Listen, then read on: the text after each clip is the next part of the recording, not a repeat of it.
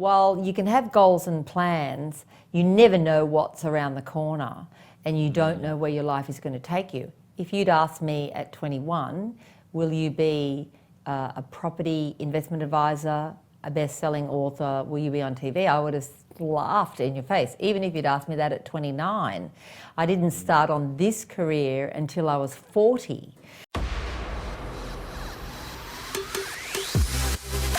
In order for us to feel like we're a part of a community, we have to feel like other people understand us.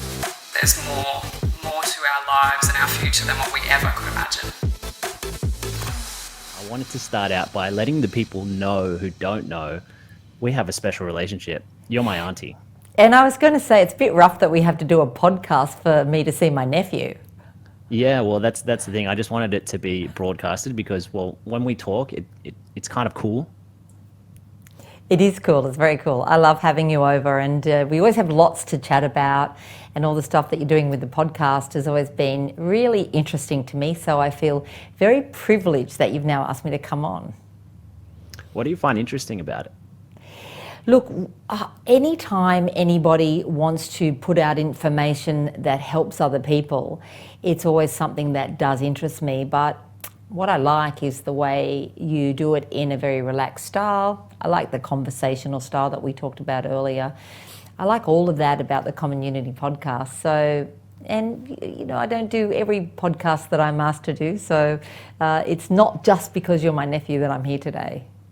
Oh, thanks for that. I really appreciate that because it's been a little project of mine. I've been doing it for about 2 years now, but it's one of those things where, I mean, you would know this being an entrepreneur and businesswoman, like, it's very difficult to get things off the ground. And one thing when you start out something, it takes a lot of grit, even though you may only get 1 or 2 viewers. Like, I'm so interested to talk to you more about your journey. I've been listening to lots of other interviews you've been on as well.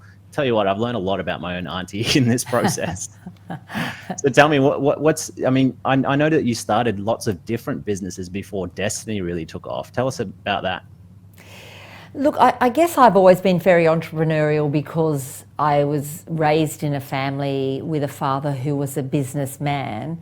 And one of the things that my father taught me, and I think he taught all of the children in our family, was to have a very good work ethic. So growing up and knowing that if you wanted to achieve anything in life or get ahead, even a little bit, you needed to do a lot of hard work to get there. That was just a very natural thing for me.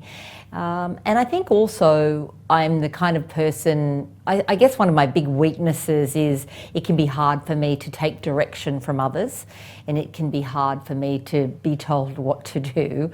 And you'd know that's a Ruby trait for sure. Yeah, I was about to say, you'd know from your own dad that is a Ruby trait. And I guess what that does for you then is it sets you on the path of wanting to do things for yourself. And for me, it all began really back when I was 18 and I was chosen to become an exchange student to Indonesia. And I was away for a year. And at that time, it was 1978. It wasn't the time when people often travelled far abroad, especially at that age. And we had a relative amount of freedom in Indonesia at that time. Things have changed a lot, particularly for women in a lot of Muslim countries. But at that time, we had a lot of freedom.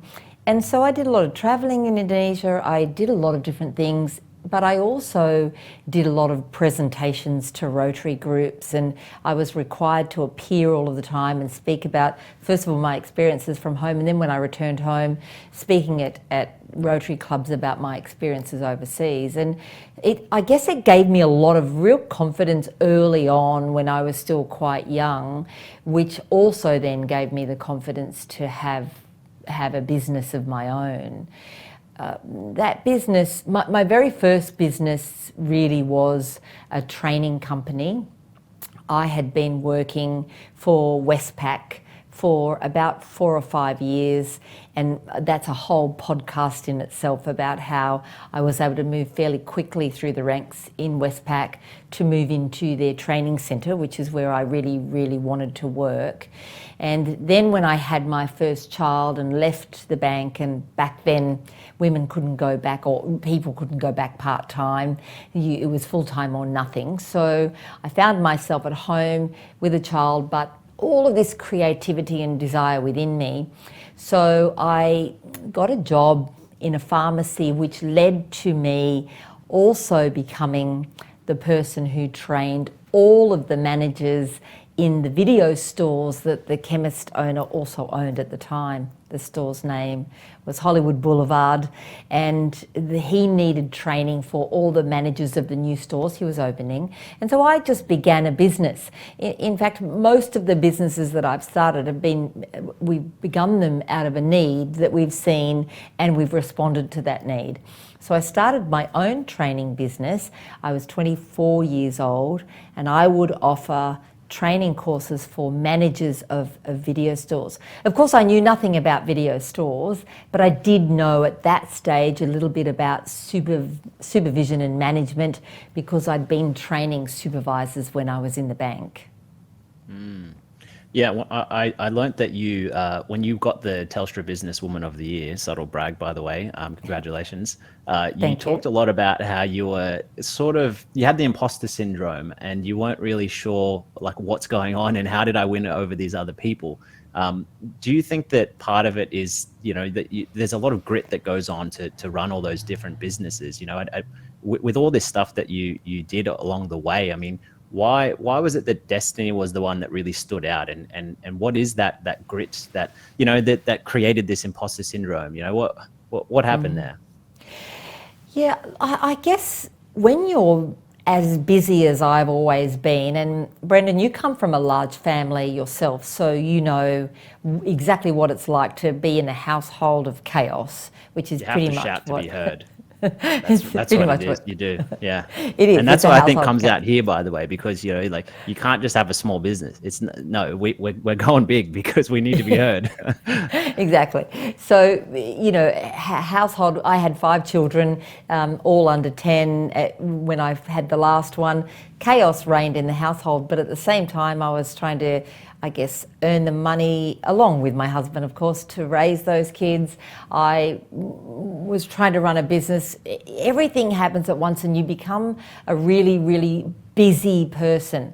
So from the second you open your eyes in the morning to the moment you close them at night, your life is taken up doing something, whether it be running your business or going to the supermarket or picking the kids up from the bus stop or making sure they do their homework and bathing them and putting them to bed. And so, although by the time I got to the time that I won Telstra Business Woman of the Year, although by then I'd run a number of businesses, and we'll talk about those other businesses in a moment, I hadn't really ever taken a moment to watch myself or to appreciate myself, what I'd been doing. I'd churned out books that became bestsellers. I did courses and qualified myself up as much as I could, but it was all done in the stride and in part of living. So you don't stop and ever look at yourself and say, yeah, well done, you've done pretty well, because there's not a moment to do that. Your moments are taken up surviving and getting through and living and creating and being. So there's that when you got the award, that was almost like I guess it was a moment where you were supposed to celebrate. We're all supposed to celebrate when you win anything, or when I mean, for me, I play poker, as you know. So when I win a tournament, I'm supposed to celebrate. But whenever I won a tournament, I just wanted to get back in the game. There's something about the cessation of something that creates the crave to get back into it. And I think, again, this has got to be a gene in our family history. Yeah, I think so too. And I can remember the deep shock at winning, because we sat down, the first time you knew about who the other finalists were at the time, and there were 6 of us all together, and there were 2 categories. So you had to first of all win your category, which was the Westpac Business Owner of the Year, and then there were 5 other categories. So one was an innovation category, and one was a public sector category, and there were these different categories. And then the 6 winners then were drawn or already judged and announced on that same day as being the winner of the overall Businesswoman of the Year. And when I sat down at our table and looked at the little rundown, and it said that these were the finalists for Westpac Business Owner of the Year, I looked at them and said, oh, I don't have a chance. These women are amazing. Every single one of them has achieved an enormous amount in their lifetime. They have these wonderful businesses, and I just don't have a chance. Interestingly enough, my sister, who was there, she told me afterward that she looked at the other 5 and said, you're a shoo-in, you're going to win this easily. So it's interesting, those different perspectives. People from the outside felt confident that it was going to be me who would win, but for me, I thought there was just no way that I could. I'm trying to imagine what that might be like to be at that dinner. You know, I probably, if it were me, I think I would practice my failure speech more than the winning, because it's more likely against that many people, you're more likely to not get it. So it's like, oh no, it's okay. You know, like they're fantastic. You know, you want to applaud someone else, but then you get it and you're thinking, hang on a minute, I haven't practiced this part. Yeah, and the worst thing is that you actually have to write 2 speeches beforehand, really, because you don't want to be caught unawares, and you can always tell the people who have prepared a speech or not. But if you do have the imposter system of the imposter syndrome that you're talking about, you're writing these speeches thinking, this is ridiculous. Why am I writing acceptance speeches for 2 awards that I'm not going to win in the first place? And I think I had to just take myself away and think, you know, what would be really fabulous things to say if I won?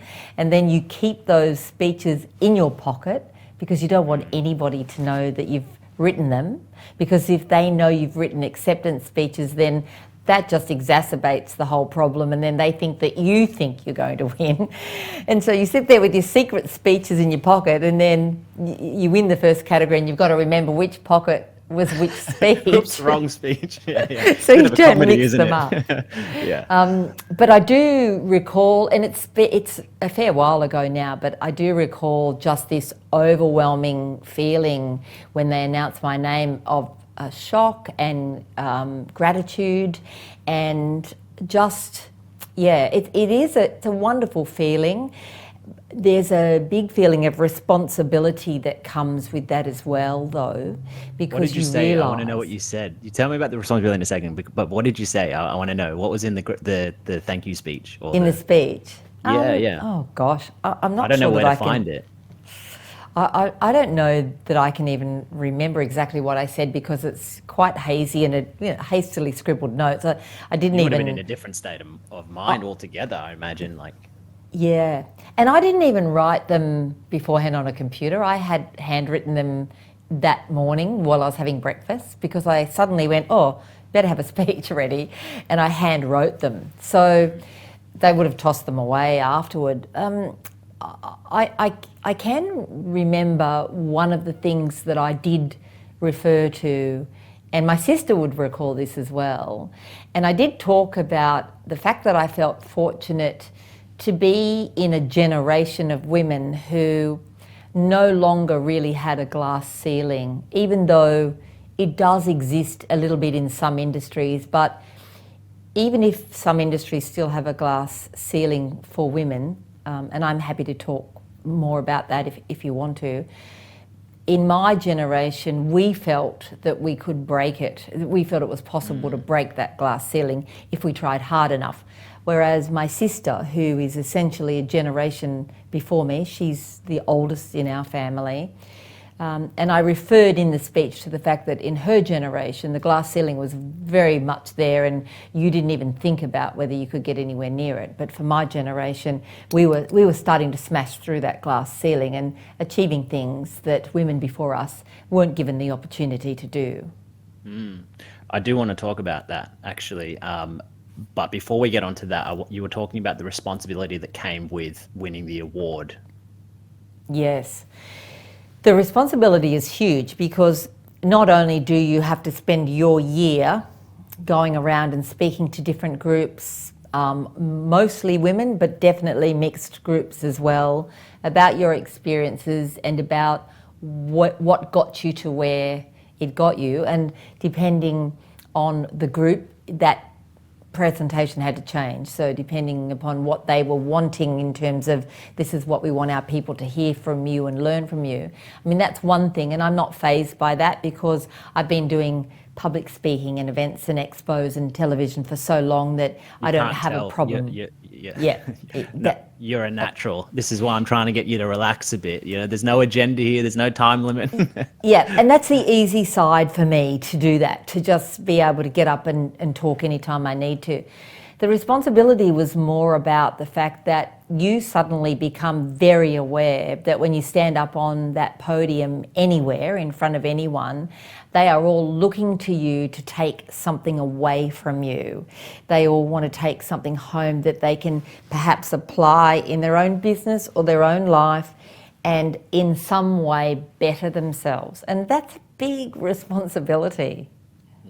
Yeah. But I love that you've led by example. You know, that there's a lot of things with social media where people are leading by just posting all this content out there, but really it's not new wisdom to do the things I'm sure that you would have had to do with your habits and the grit and the hard hours and all that. It's not new wisdom, but in order to put it into play, that's the difference. And I think when you get up there and speak, it's not so much like, oh yeah, it's Margaret Lomas. It's you're a woman who could be what everybody aspires to be. So you're almost like iconic. And so then when you get up there, I suppose you're representing what everyone could be, right? Like, I think it's amazing. And you've led by example, which is one of the most effective ways, I think, to lead people. But the most important message that I really always want to get across to people is that there is absolutely no difference between me and everybody else. And I'll give you a good example of what I mean. I can remember one day many, many years ago when I still had all the kids at home, and I was coming home from work one day and I needed to rush into the supermarket to get something to cook for dinner. And as I was in one of the aisles sort of searching and thinking, what am I going to cook? A fella came up who'd obviously seen me on TV or read the book or one of my books or whatever, and said to me, oh my God, I can't believe that Margaret Lomas is in the supermarket shopping. And I thought to myself, unfortunately, this is how people see people who are maybe on television or who have been successful. They see them as being somehow a little bit different. And I just said to him, well, you know, we have to eat, and I'm the guy who cooks, and you know, while I'm on it, I got to rush because I got to pick up the kids from the bus stop as well. So behind what anyone might see goes on an ordinary life where, you know, my kids are grown up now, but they'll ring me and just ask me normal questions every day, and we'll have family arguments and family fallouts and always make up 5 minutes later. But all the stuff that happens to anybody's life happens in my life normally and exactly the way it happens everywhere. And the reason why I think that's critical, that people try to see people who are successful like that, is because it makes what they've achieved seem more achievable, because I don't have anything special about me that's made me achieve these things. I'm everyone.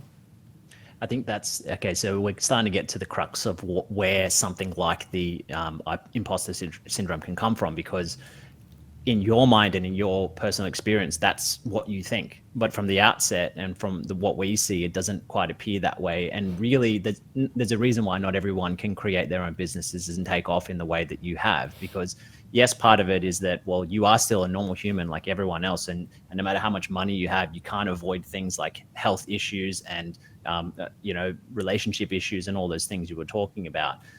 But there's still something in there that's like, I think coming back to that grit where, and I don't know if it's a gene thing or if it's a learned behavior or if it's where you fall in the sibling order. You know, I study psychology, so I'm so interested in all that.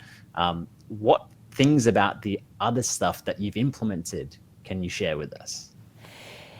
Yeah, look, I mean, I don't know about that whole sibling order. You can probably, I mean, I'd love to hear more about that and what you think the fourth child should be doing or look like. So you're the fourth child. That's interesting, right? So I'm the fifth of six, and I relate a lot to your ambition and your risk taking and all those types of things, being a poker player. And that's probably what drove my success in poker, because I just wanted to be seen and heard, and I was so competitive, having lots of siblings, playing games as kids. There's got to be a correlation there. Yeah, I wonder, because, you know, the last child is the one that's been spoiled and, you know, hand-fed and looked after by everyone, and I wasn't the last child. I was the second last child, and I wonder whether there's something behind. I always thought I was going to be the last child because my brother was born a little bit later, and I think I probably felt cheated. I remember hating him on sight in the hospital. I mean, I obviously like him now and liked him as we grew up, but to me, he was always kind of like the add-on at the end. So there was almost like, I know that I did grow up with a fair amount of pressure on me. I don't know whether I felt it as pressure or I was just aware of it, but I was always pretty good at school in primary school. I was terrible at school in high school, not because I wasn't smart enough for school, but because already at an early age, that whole institutionalised authority situation just didn't work for me. And so Me too. Thank you. I'm very glad to hear that from someone so successful, because I feel the same. I didn't even finish year 10. I don't know if you know that, but I didn't do my high school certificate. I didn't finish year 10. I went straight to music because I knew what I wanted to do at that point, and I just wanted to try other things. Yeah. Well, here's a story you'll like then. A good friend of mine who was very successful in insurance and basically at the top, your CEO of big insurance companies that you would hear of. I can remember having a coffee with him one day, and we'd worked together when we were both in our very, very early 20s in Westpac. And we both talked about the fact that we'd failed our higher school certificate. And I said to him, well, at the time, it was 5 exams out of 100, and the score you got was out of 500. And I said, well, I got 235 out of 500. And he said, I got 236. So we'd both, you know, really flunked out of high school, and here we both were with successful lives. But when I was in primary school, I was actually top of the class, and I was always very good at school, and I wouldn't get into trouble. I don't know where the rebellion suddenly came in, but at that time, everyone had this high expectation of me. And I still remember the lady next door, Mrs. Watson, she would always say to my parents, she'll go far, she'll do really well, she'll be the one. So there always seemed to be that pressure on me that wasn't placed on my 3 older brothers and sister. So they didn't seem to have those expectations, whereas it's almost like I came along and I was the hope. And when I got to high school, and I completely flunked out of high school, and I got expelled in year 10 and had to go to a different school. I found out why. I don't know why you got expelled. You wanted people girls to wear dresses, right, instead of pants. Is that right? No, I wanted them to wear pants instead of dresses. Sorry. There was some kickback. There was a rebellious kickback, right? Like I saw one little thing on it. That's all. So yeah. Yeah, we it was back when girls had to wear dresses, and it was a girls' school. That's right. It was cold in the wintertime, and our school allowed the seniors, the year 11 and 12 girls, to wear long pants, but not the younger girls. And I just felt that was unfair and discriminatory, and organised the student body to strike. And we got on page 3 of the Daily Mirror, which wasn't a good thing. But that's not what got me expelled. What got me expelled was when my dad was called to the school to discuss it, and I came into the principal's office, and I'm pretty sure that I just got so annoyed with the whole situation that I called her a name that I probably shouldn't have called her. And that's what got me expelled. So I had to move schools. It's that rebellious blood, isn't it? That you know, there's part of you that notices an issue, and you just can't help but act on that. And I think, like that's one of the things where, I mean, you were fighting feminism from when you were a kid. It's And so that's almost like spiritual in some sense, I believe, because there's like something guiding you to take action on something when you see an issue. And for most people, it's very scary to take those actions because you could get expelled as a result. And I did. But I'm happy to report that the next year they were all wearing pants. So, you know, we achieved something that year, which was fabulous. So this pressure for me to perform when I was young was there, and then I had sort of those periods of time where I wasn't going so well and getting expelled from school and doing the wrong thing, and you know I was probably smoking as well, and probably drinking alcohol when I was 16 or 17, not badly, probably or definitely. Definitely, you know, breaking all the rules in little ways, and then becoming an exchange student kind of got me back on track, I suppose, because that was another responsible thing to do. And when I decided to apply for that, there was a lot of people who applied and not that many people who got chosen. Again, there was that pressure on, well, you know, she'll do it.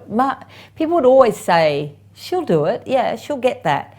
And that's not a good thing to say to people necessarily, because it does place pressure on you, and it makes you feel like if you don't do what everyone thinks you're going to be able to do, that you are failing. So this connects up with when you won the award, doesn't it? Because you won the award and it's like, well, now people expect something of me, and it's like, oh man, what a stuck position, right? Because you can't really go backwards after winning that, can you? Like, yeah, and what comes next? I mean, you know, I'm probably now, because I'm 61 now, I'm probably now for the you're first kidding me? time.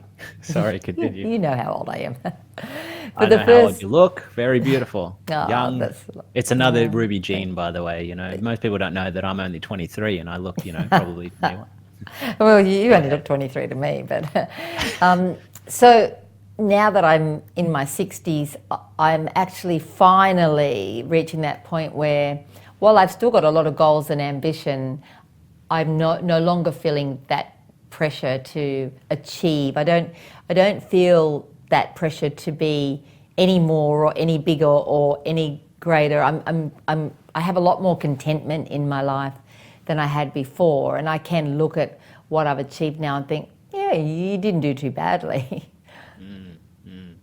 Yeah, I mean, I imagine that once you achieve a certain benchmark on your extrinsic motivators, you know, whether it be money and setting yourself up and your family, you know, with food, water, shelter and all those things, and the security around your future and all that, things start to go internally. So you're more intrinsically motivated to give back to others, whether it be your actual children or the children of the community. Has that been something that's switched for you internally? Yeah, look, I've always had that strong give back desire, always. If it's just as small as every time I would go and speak at a property expo, which would be every year for I think 16 years, I was one of the keynote speakers at the Sydney, Melbourne, Brisbane property expos. Afterward, people would want to come and tell me their situation or just speak to me or get a little pearl of wisdom, and they would line up and sit in that line for 2 or 3 hours to speak to me, and they'd stay in the line, and I would always wait right until there was nobody left to speak to me. I'd watch other speakers get off the stage and run and hide, and you know, to these important people who spoke, and then they'd go. I'd stand there for hours, my feet would ache, I'd start to get a headache, but each person in that line was important and needed something from me and wanted something from me, and I would stand there until the very end. And I think that's a form of give back. We here at Destiny, we've always sponsored quite a number of World Vision children, always had a World Vision child for each member of staff, and always felt we need to give back there. So as much as we can, we give back. I had that year of mine, you know how a lot of people have the year where they say they'll never say no in the year? The yes person, yeah. I did one of those where every time I was asked to donate or to do something, I said yes. So I yesed everything. Why don't you tell me about this year? I didn't know about this. It's a missed opportunity. It's mostly charities, though, that we were donating I'm a struggling charity. Yeah, well, we'll get registered as a charity and then come back to me again and I'll see what I can do.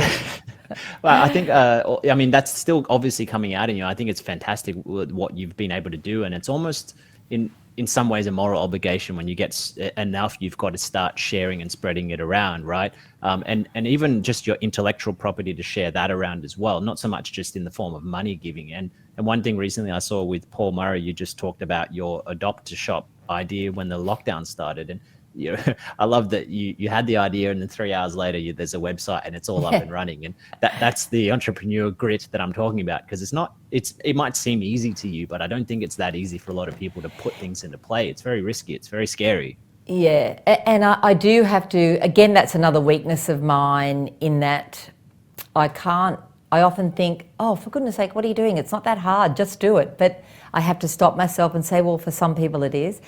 For a 61-year-old, I'm quite technologically intelligent, I believe. So I'm highly competent with a lot of technology. So when Adopt-a-Shop came up, and it was actually a friend of mine who'd tweeted, this was about maybe 4 months ago. It was right when we'd sort of just started the lockdown in Sydney, and he tweeted, if every person would just go to one local business and support that local business, then our businesses would survive this lockdown. And I read it, and the word Adopt-a-Shop jumped into my head, and it was a Saturday, and I said to my husband, I've just got to pop downstairs I've got a little office at home that I use when I'm staying at home. Just got to pop down and do something. And I was gone for 3 hours, and I've gone on to Wix and I've created a whole website, and there's Adopt-a-Shop. And the idea behind Adopt-a-Shop was that if a small business thought that they would not survive the lockdown period because they couldn't meet their most basic of bills, like potentially rent, an electricity bill, that sort of thing, then they could apply to Adopt-a-Shop. And I would do my best to find a business that was doing pretty well and not affected by lockdown, because there's plenty of those. And I'd match them together and get the business that was going okay to pay the bills of the business that wasn't going okay. And it was a good idea. There was a lot more work to it than I'd originally thought when I started it. I called in favours all over the place. My IT guy here, Les, my son Michael, both coders, helped me out enormously to get that website tweaked so that it worked more autonomously and it was able to respond to inquiries more quickly. But I had to sift through all of the inquiries. We got, because of my media contacts, we got a spot on the Today Show, which of course we were then inundated with people who needed the money, but not so inundated by people who had the money. I was very disappointed in a lot of the larger businesses who we approached who knocked us back. But I also put out the feelers amongst all the business people that I knew and said, come on, I need your help. We just need to support a business here. And I then had to go through all of them just to make sure that, first of all, the businesses applying for help had gone through every possible scenario and tried to get money everywhere else. So any grant, anything else that they could do, back to the landlord to ask for a rent reduction, whatever they could do, we had to make sure that they had done. And then I had to make sure that they really needed that money, that they couldn't just maybe shut up for a while and wait it out. And then obviously the people who came to us who needed big sums of money, I just couldn't find benefactors who would give them that kind of money. So we were really helping those tiny businesses like some hairdressers, a couple of travel agencies, the guy who runs the shuttle service here on the Central Coast. There were small businesses like that. And in total, as of today, we're up to $104,000 worth of support given during lockdown, which I think is a fabulous sum. It's given to 25 businesses by 25 businesses, mostly businesses who I already knew. all businesses who were only one step ahead of the businesses who they were saving, because I like to think we saved them. And businesses reaching out across borders. So we had Perth businesses helping Sydney businesses, and a business in down in Albury helping a business up in Charmhaven. And it was really good to see people just, forgetting about all that rubbish that's gone on between the state premiers and just want to help their fellow man in other states. I love it. And again, this trait that you've able to put into play, it's got to be a Ruby thing, I think anyway. But, this is what my entire view is with my podcast, because the idea of the common unity, it's a play on words for community, but common unity. I mean, we all have a common reason to unite. And what you're talking about here is one of those ways where, we're in a situation where not all of us are able to unite. So we need the people who are stronger to carry some of the people who are weaker during this period. And things often balance out when you do that, if everyone adopted that same mentality. I love what you've done there. And it's sort of not new wisdom, because you remember that movie, Pay It Forward? Do you ever watch that? Yeah, I love that movie. Great movie. It's like one of my favorite movies. It's very, very, it's a heartstring puller or whatever they say. But the idea is so genius, and it's sort of what you're talking about here. But the main thing that I'm interested in is that you're putting it into play. That's what most people find very difficult. So well done. I think that's awesome. Yeah, I have a habit of getting an idea, racing for it, and just thinking the detail will work itself out somehow. And I know that my poor IT manager here, Les, gets frustrated with that, because he's a very detail conscious person. I just go, come on, Les, surely it can be done. If I think it should be able to be done, according to me. And a lot of people who are into detail and who know more than I know get very frustrated with me and go, well, it's a nice idea, Margaret, but have you any idea what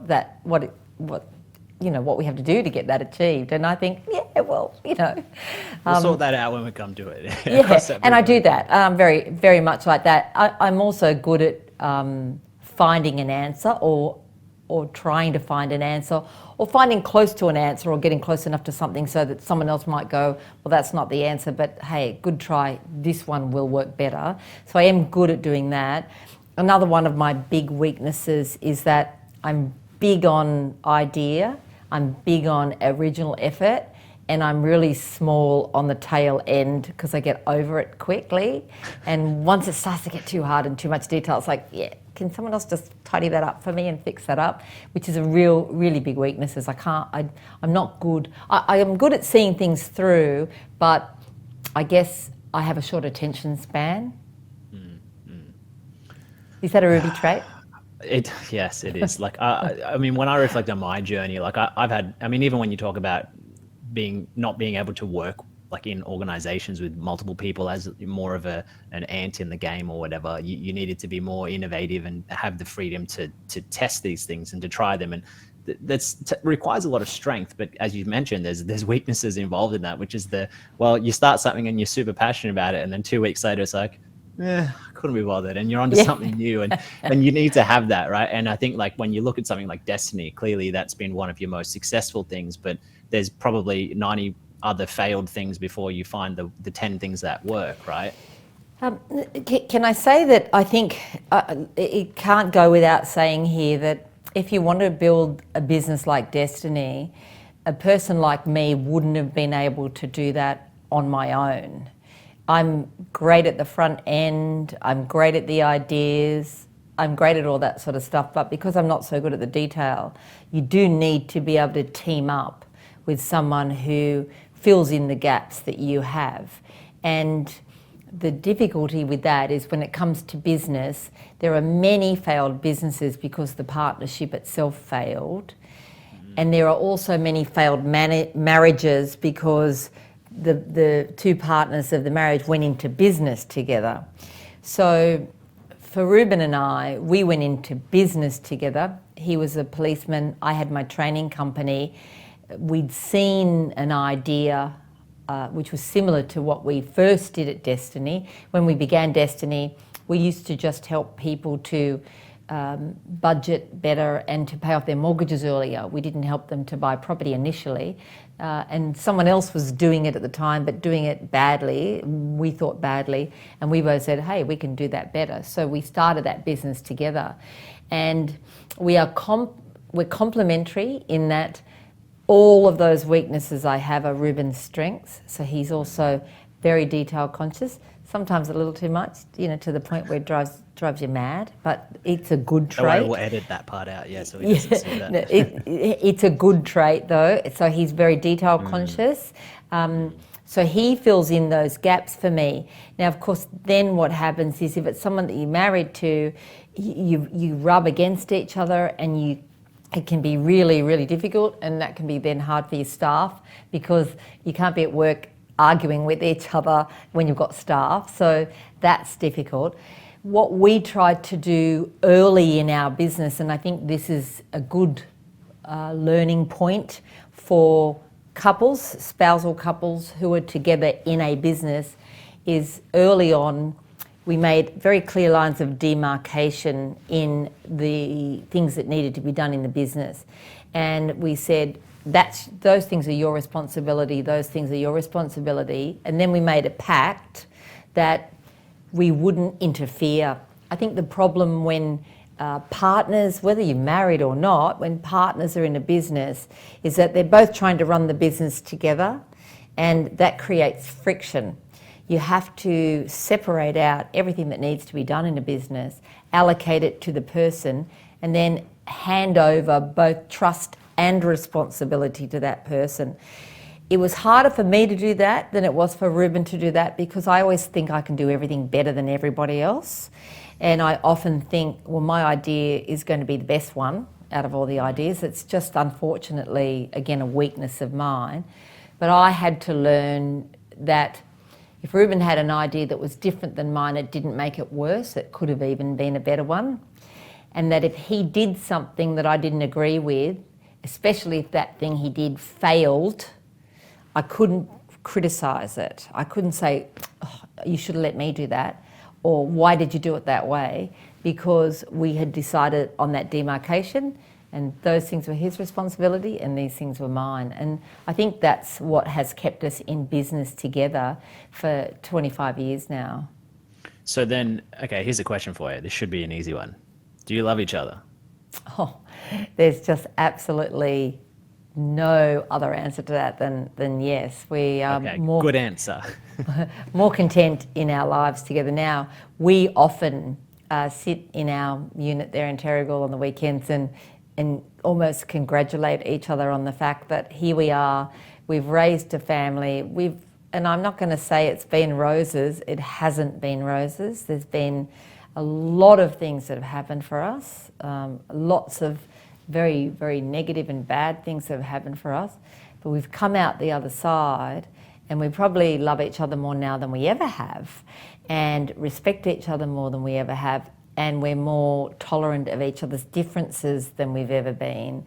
So we're starting on that, I guess, I don't like to say last phase of our life because that sounds dramatic, but the next phase of our life. And remember, Ruben's nearly 10 years younger than me, so we're in slightly different phases of our life. Sorry. But we're starting out on that kind of, headed toward retirement phase, feeling so happy with each other and so glad we're together. Whereas a lot of couples get to this point and go, well, what do we do now? Because we don't even like each other very much. So it's all over. It's not like that for us. We're very, very fortunate. So how have you managed to do that, right? So the reason why I asked, do you love each other, is because the narrative in our world, or at least in the Western world, is that, well, all you need to do is love someone else. And I'm in my early 30s, and I know what it's like to try and date around this time. And females at this age, I mean, we could talk about I still want to talk a bit about feminism, by the way, and this kind of links in there because it is a lot harder to date at my age, because I mean, I've been with someone for 10 months and it's going fantastically. But when I was trying to find someone, it is, my lights are gone now. That means we've been talking too long. So I'm interested to know, I mean, if you're talking to the younger generation who are looking to have that balance of love and, I guess, the successful negotiating? Like, how do you manage that? Like, what's your message there for young people? You know, I don't think you're going to like the message that I'm going to give to you, but it's that there isn't anything that you can tell anyone, I don't believe, because first of all, when you're in it, you're not going to listen to someone who's 60 and go, oh, that's how you have to do it. Yeah, look, I think I'll do it that way. It's not going to work that way. And the other thing about love and relationships is a love relationship is by its very nature a highly emotional situation, because when you're in love, you don't think about anything else except that love. Love consumes you. It sends dopamine through your body, and it makes you feel good, and you would do things when that dopamine is going through your body that may not even make any sense, that may not be right, or, you know, it's not based on anything. It's not based on thinking, it's based on feeling. So I can't sit here at 60 and say, well, this is how to have a successful relationship. Mine arguably wasn't a successful relationship through various periods throughout the time. And at the time I knew what was going wrong with the relationship, but I either didn't care or I was too busy to think about it. We had 5 kids and a business and a million other things going on in our life to be able to think, to be able to sit down and go, okay, what's going on wrong in our relationship? Do we still love each other and do we still want to be together? There wasn't a question about not being together, because you've got a family that you're committed to, and you can't just go, okay guys, look, you know, we're over being your parents. Can you go and do something else, and we're going to go our own way? There's responsibility with that as well, I believe. And remember, I'm in my second marriage, so I did have a first marriage, and my first 3 kids are from my first marriage, and you know, I'm happy to talk about that as well and how that was different. Look, maybe it's this. When I met Reuben, we didn't have an attraction. I think he fancied me, but I didn't fancy him that much in terms of from a love relationship. I thought he was a fabulous guy. He's a beautiful man. What are you talking about? He's handsome, isn't he? It's like great. He's a fabulous guy. And I knew that. And I loved him as a friend, and he came into my life at a time of great turmoil because I'd only just separated from my ex-husband at the time. I was alone in Perth with 3 kids under 5, trying to hold down a full-time job because I didn't want it to be any other way. I was fiercely independent and I didn't want to go on a sole parent's pension. I wanted to keep working my full-time job. I had a responsible job. I was the manager of a community-based service that helped unemployed people find work. I had these 3 kids under 5. When I met Reuben, I didn't need a love relationship, so I wasn't looking for it. Reuben was a fabulous friend to me, and we became very good friends. We were very best friends, and there wasn't a romantic connection there for quite a long time. And I can still remember the night when the romantic connection became a romantic connection, and we were watching a movie. It was Pretty Woman.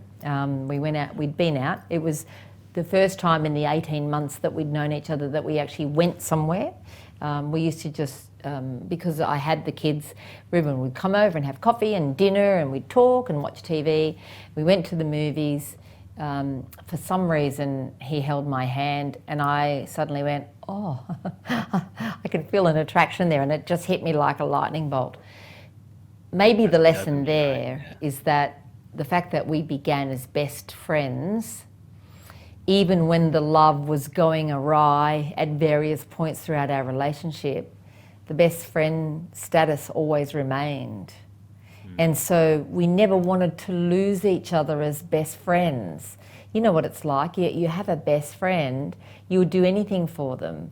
We never wanted to lose each other as a best friend, so therefore, even when things were going very rockily in our relationship, we probably stayed together because we were best friends. And that allowed us to get through it all and for the love to return back into the relationship. Now, I've never told anyone that before, so. That's what this podcast is all about, Margaret. And it took me to overuse my lights and get us this deep into it. But thank you so much for sharing that. And that's the sort of vulnerability that I think will really motivate people because it's real, you know, like, I mean, you have a very, very warming and welcoming presence on all your professional platforms, but, you know, sometimes people want to see behind the curtains what it's like. And as you mentioned, to know that you're just a regular person like anyone else, and no matter how much you have, you can't avoid relationship challenges and all those types of things as well. So thanks for sharing that. And I would love to know more on it, but I want to quickly talk, if you've got another 5 or 10 minutes, I would love to talk about all day. All day. Oh, great. I don't know if our listeners have that capacity, but we could we'll do it series. anyway.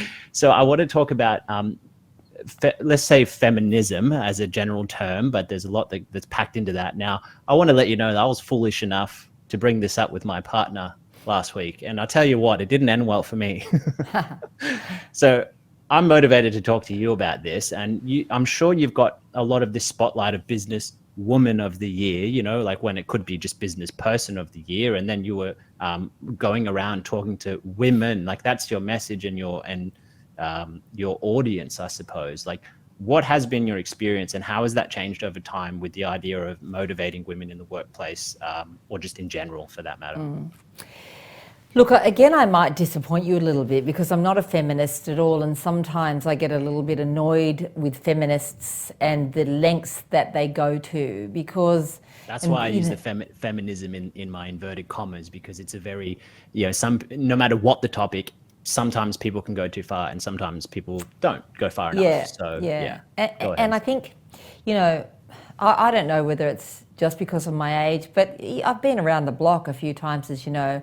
I've worked in the world of men, and the reason why a lot of feminists frustrate me is because however you want to look at it, men and women are different than each other.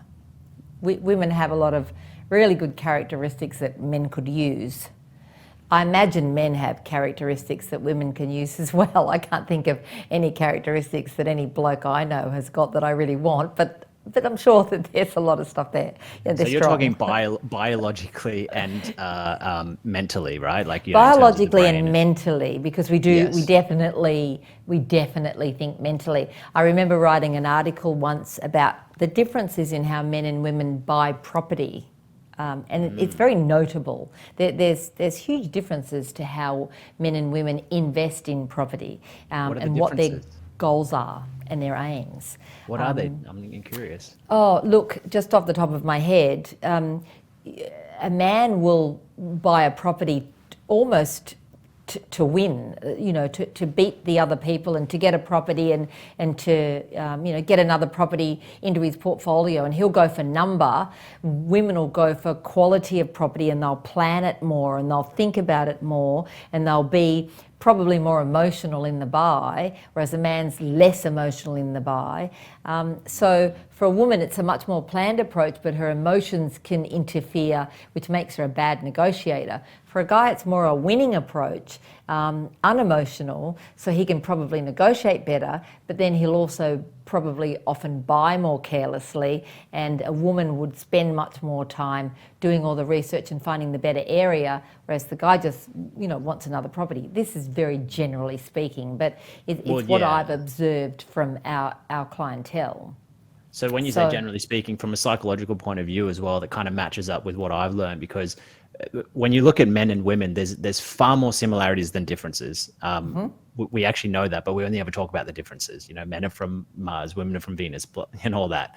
So, but if you actually look, it's like 60-40 on a lot of different things. So what you're talking about is, okay, men are more likely to take the risk in terms of the competitiveness of it and the status of the result, whereas women are more likely to look at it from probably more of a security point of view, which when you're looking at security for like your family and your future family, it's obviously going to be way more emotional than to do with any sort of status or competitive nature. But it's small. The deviation's like 40% one way, 60% one. And yeah, that's just that's what the stats say within what I've found anyway.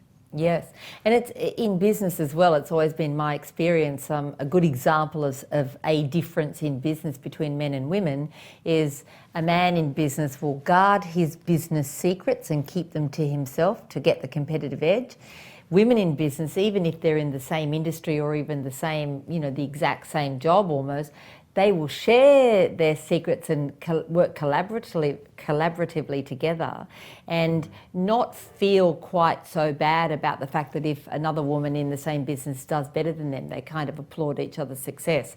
And that's a difference that I've noticed in business as well, in all the time that I've been in business. But in terms of feminism, I found that in all of the years that I have been in business, one of my biggest competitive advantages in those times when I've worked in a world of men is being a woman. And I've used that by in a lot of ways. Not the ways that sounds bad, doesn't it? No, I get your point. You know, like you've used way. like, well, this also backs up another not so much theory, but something I've discovered within psychology, where women are far more likely to be actually a lot smarter in the way they articulate their ways around things, whereas men are more likely to use something like brute force. So when it comes to, I mean, look at most people who go to war are men, and most people who battle on the streets and the physical violence, it's men. Whereas women, they do it in other ways because they have to, because it's not as socially acceptable to be overt with their strategies, right? So is that what you're saying? Like there's a part of it that you had to think and use that as an advantage? Sort of, but also what I want to say is this: if I'm on a board and I'm the only woman and there's all the men, then it's easier for me to get to be listened to for some reason, because I'm a woman and men like, you know, we're human beings first. Women like to look at men and men like to look at women. And if you're the only woman in the room, you've got the advantage. So, you know, everybody will listen to you. And if you are good at being able to get your point across, it is easier to be able to, not manipulate, I don't like that word, but to get people to see your point of view. So, and I've also found, I believe that, and this may have changed now because it's probably been 10 or 15 years since I've been on a board where it's been exclusively men and then just me, but I was on a few of them. But back then, one of the things that men didn't seem to like much were women who tried to be like a man.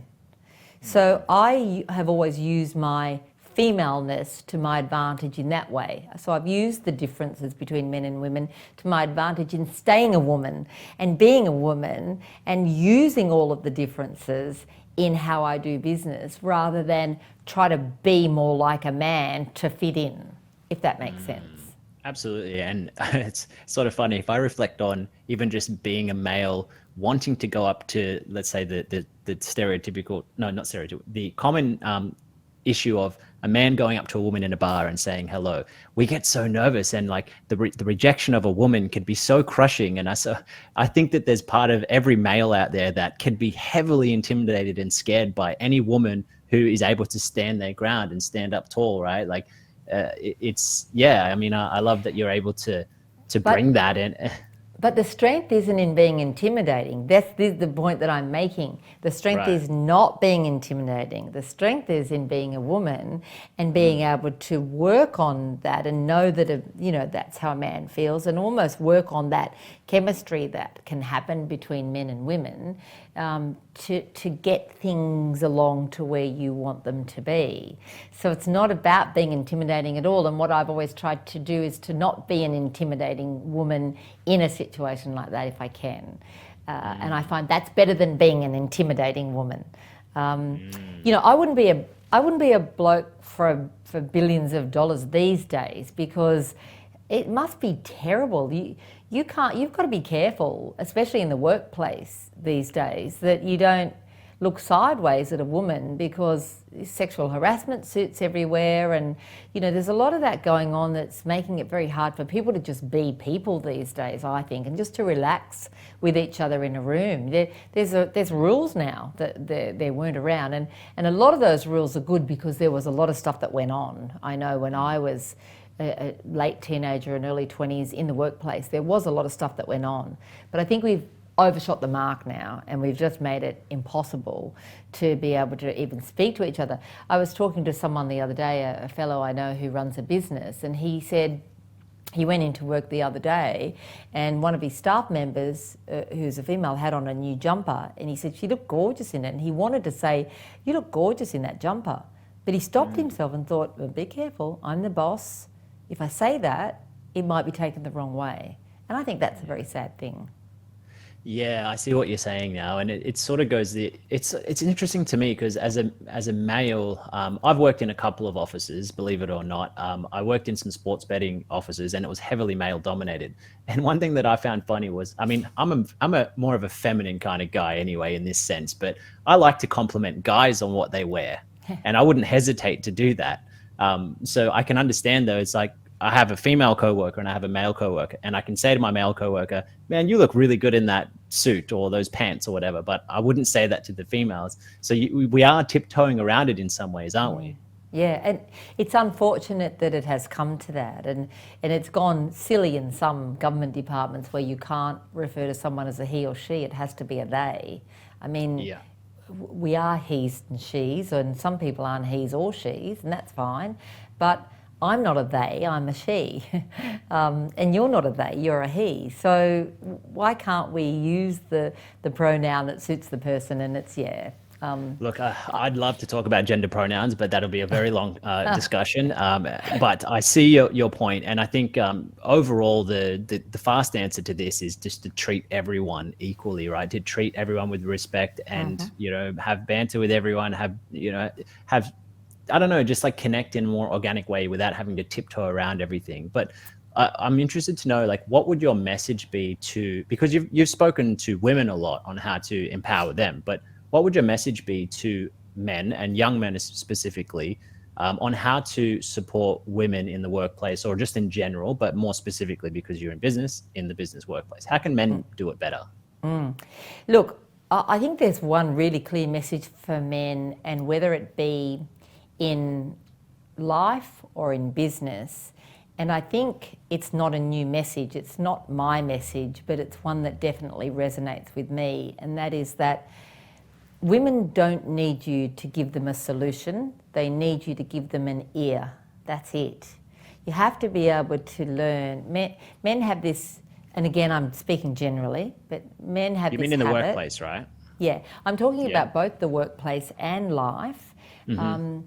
I know, for example, my husband, if I'm worked up about something or upset about something, he wants to solve my problem for me. And all that does is make me angry if he tries to solve the problem. I don't want him to solve the problem, but I want to be able to just vent and say, this is all that's going on. I can solve the problem myself, but I need to be able to talk about it. And I think if we take that out to a broader sense and place that into a business environment, because you talked about brute force a little while ago, and I think what you meant by that is what I'm saying now, is that men tend to operate out of that need to be the person who comes in and sorts everything out and uses his strength to solve it. Men have been, in past generations, they'd been the breadwinner, and in cavemen days, they were the ones who went out with the club and killed the food. So it's nature, not nurture, that makes a man feel this way. But in business, if you do that, then you're not giving the women in the room the space they need to be able to express themselves and potentially problem solve or come up with good ideas and solutions. So I think rather than thinking that you have to be the problem solver, then just remember, you just have to be the listener, and the more you can listen, the better off you'll be, I think. I mean, how would you be able to be emotionally supportive to other people if the dynamics are not quite set up for that? I don't imagine there'd be a lot of fast work happening if everyone's, I'm just trying to find the balance, and I don't know the answer. But I think you're talking about corporate culture there as well, and I've been involved. At the moment, I'm involved in judging the Telstra Business of the Year. They've changed it now. It's not Business Woman of the Year anymore. You'll be pleased to know it's now Business of the Year. And Hooray. I'm doing some judging at the moment on that. And I've been impressed with a lot of the video. We get video entries these days, and listening to how people manage corporate culture. And a lot of these businesses have been very conscious of and aware of corporate culture from the outset, and have basically set out with one of their main objectives to be first to create a good corporate culture, and then to think about how to market their product or best work on that product and sell that product or service. So I think it comes right back to corporate culture, and if you're working in a corporate culture that is highly competitive, there's not a lot of room for a lot of other stuff to go on there, because it's almost an every man for himself scenario where you're always trying to be the one who's the winner in some ways. You need to come up with the winning idea, the winning strategy, get the best client, work the fastest, work the longest, have enough 6-minute billable hours in law firms. There's a lot of pressure there, and I think that kind of an attitude squeezes out the ability to have a more team-like approach.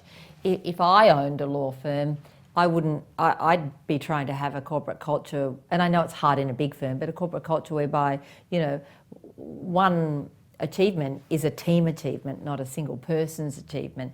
Very difficult to set that up, but it can be done. So it starts right at the grassroots level with corporate culture and how people view a corporation. I'm proud of the fact that the staff here at Destiny have always called themselves the Destiny family. Well, that means a lot to me, because if they feel like a family, then the corporate culture is a lot better. So you're more interested in the collectiveness and the culture of everyone in a team together, or a family together, as you say, and how no matter what your gender might be, you're all supported and empowered in the same way. And I think that's a fantastic message. I have a very controversial question for you. Okay, go. You don't have to answer this if you don't want to, because it could end in another hour. But well, I think I'm doing the editing on this podcast, so I can cut it out if I don't like it. All right. Well, I'll ask you anyway, and depending on what comes up, we can either keep it in or not. So, the idea around hiring, equality of outcomes. So you have 50% male and 50% female in a company. What do you think about that? I think that's rubbish. Is that a good answer? Why? I want to know why. Well, because if you are stuck to having to have 50-50 to get a balance, you may not be getting the best there is for the jobs that are available. It could just be that during the time that you're hiring, 60% of the people who apply are women, and they're the 60 best percent. So you want them, and then there'd be 40% men, or vice versa. I think it's tokenism. If you're saying, okay, we're just going to have an equal amount of men and women, that's tokenism. Unless you can be sure that you've sifted through every available applicant. But if you're turning back a fabulously qualified, really good, successful man to take on a woman who doesn't have the same runs on the board or the same success just to get a quota, then I don't agree with it. I'm sorry, I don't. So you think that you'd end up with a business that's not going to be full of the most competent people for what the business is about, if you're not 100%. If you have to balance it out, yeah. Look, so then, you go ahead. We have to face a very raw fact here, and again, I know that you're going to have a lot of female listeners who may switch off and may not resonate with this, but the raw facts are that women have babies, and until we can get it that a man has the baby, and until we can get to the point where more men are happy to take on that role of staying home with a new baby the moment the woman has had it, but up until this point the balance is the other way. In the future I hope to see it differently, but at this moment in time, the majority of women who are in a career, who have been in a career for a long time, who also have family, will have taken off some time at some point to raise those children. So they've had career interruptions. And it's more likely in those scenarios that it's the career interruptions that's resulted in them getting to the same age as a man and being potentially in a less position and potentially paid a little bit less as well. If you have career interruptions, by choice or otherwise, then it's a career interruption. And it's different than someone who's been able to get in a career and just go for it with no break. I'm hoping that that changes. We're getting a lot more amenable to choosing who is going to be the person who stays home with the child. Just because you're the child carrier and bearer doesn't mean that you need to be the carer from there. So I'm really pleased to see families now saying, well, whose career do we want to progress the most out of the two of us? And we're picking the partner who we want their career to progress to be the one to do that, while the other one has the career interruption and stays home. But we're still in a position at the moment where we have a significant proportion of women in the workforce who have had career interruptions because they've had 1, 2, 3 or however many children, and therefore they may not have the runs on the board that a male counterpart would have. Yeah, so I think obviously this is a very complex thing we're talking about, but I enjoy talking about it and I want to hear different points of view. And so I think, there's other things that obviously need to happen. So if you have maternity leave, then in our country, we should be increasing the amount of paternity leave so that the female then gets the chance, and then that's equal opportunity within the relationship, right? Like, 100%. Yeah, so that's interesting that you... And some places do have that. But remember, the person who chooses to take that leave is the person who's getting the career interruption, and therefore they will be the person who, when they get to X age, if they're going against a person who hasn't had a career interruption, they may be at a disadvantage. We have to accept that. Now, heretofore it's been mostly women because of the way the system's been structured.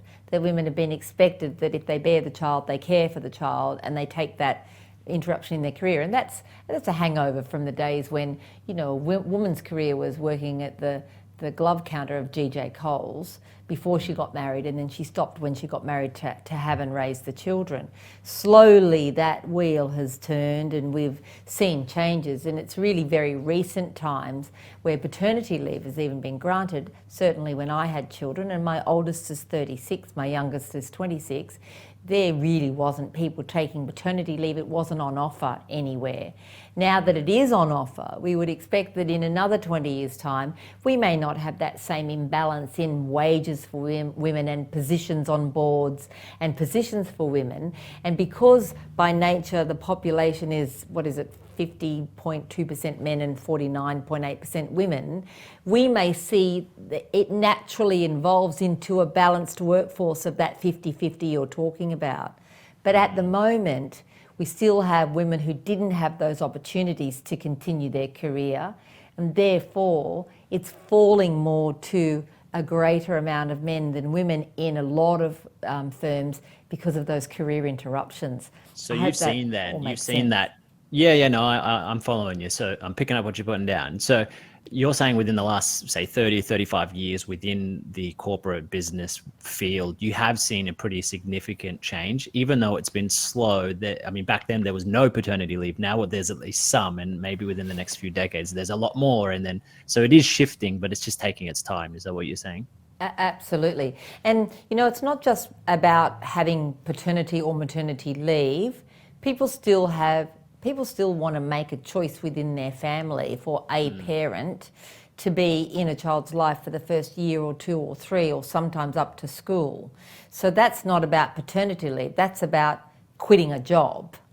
And people still want to do that. Sure, we get families today who are happy for one partner to take a paternity or maternity leave and then go back to work when that leave expires, whether it be 6 months or 12 months, and go back into their job. There's still an interruption to the career with 12 months though, remember, so they can't really slide straight back into the job and hope to then, be up on the next rung of that ladder without having had that year's experience in the job. If you say, I would love to be home raising the children, and you have a potential partner of the future who has a highly successful job that has a great prognosis for the future, absolutely, that would be the way you would go with it, I would think. I think there's no way of really predicting it, right? I mean, you would know this. I mean, I'm sure, I mean, I'm not a parent, I don't know this, but when you don't know even 1 year down the track, you are winging a lot of it, strategically winging it. So I suppose there's some way you can hypothesize about what you want the future to look like. Yeah. But anyway, look, we need to wrap Brendon, things up. just quickly to finish Sure. off, what you just said applies to your whole life.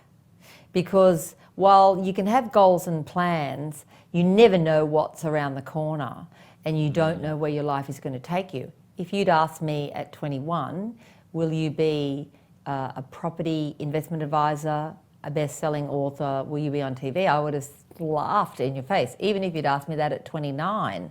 I didn't start on this career until I was 40 or almost 40. So, and that was circumstances that prevailed to set us on this pathway. Started out as circumstances, not a plan.